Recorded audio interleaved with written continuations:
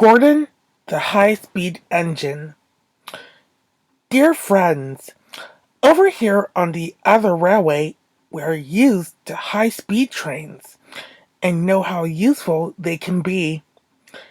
But when Gordon first heard of them, he began boasting about how fast he could go. He should have known better, because he only landed himself in disgrace and made the Fat Controller cross.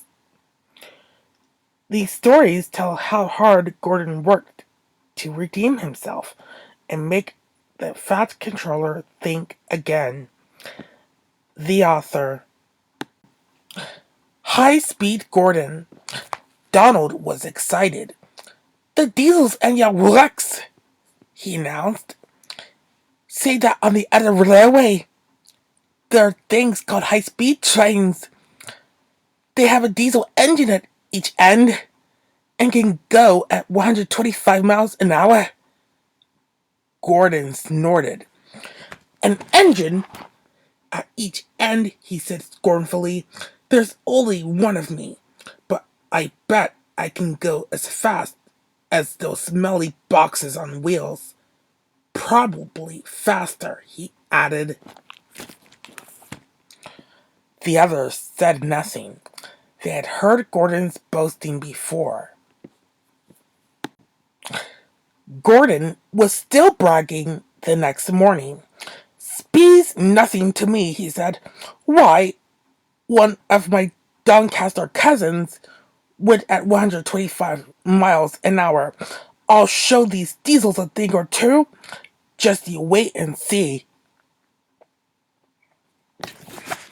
He puffed grandly towards the station.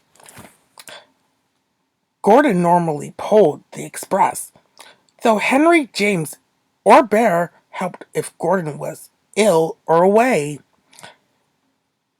Many visitors came to see the Fat Controller's railway. They often used the express, so it was usually full and heavy. There had been frost during the night, and now the weather was wet and sleety.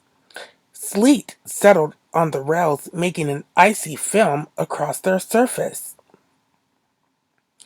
The carriages of the express stood under the cover of the station roof, but when Gordon was coupled to them, his cab and front end stood outside. He grew colder and colder as he waited for the guard to blow his whistle and wave his green flag. "Come on," he shivered impatiently. "Let's get started." At last, Gordon heard the whistle. "Come on! Come on! Come on! Come on! Come on!" he shouted as he tried to pull away quickly. But his wheels slipped on the icy rails. The sudden movement made water in his boiler surge forward, and Gordon's driver could not shut off steam. Gordon moved a yard and slithered to a standstill, held back by the heavy train.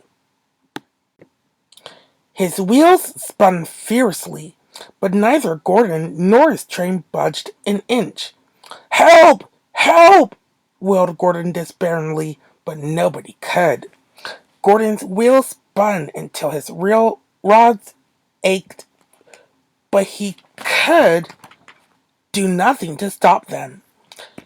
His driver tried every trick he knew. An inspector came and tried some more, but it was no good. The Fat Controller came to see what the fuss was about.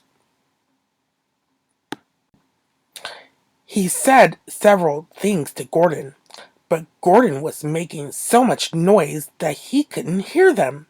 Sparks showered from the rails, but Gordon's wheels went on spinning. It was a quarter of an hour before Gordon had used up all the steam. Reduced pressure allowed the driver to close the regulator, and with a deep sigh of relief, Gordon felt his wheels stop turning. The silence was amazing. Donald came to take Gordon to the shed, and Henry came to pull the express. When the train had gone, workmen had to replace the rails where Gordon had been standing, because his spinning wheels had worn deep grooves in them. The shed was empty. Donald tactfully remembered another job and left Gordon on his own. But that night, Gordon heard a whisper from close by. "Did you hear?" it hissed. "How Gordon went for a spin today." There was a quiet chuckle. Gordon seethed in silence. "High-speed engines are all very well," the whisper went on. "But Gordon should know by now that he's supposed to move his train too." Gordon snorted disgustedly, and with a gasp, the whispered word subsided into silence.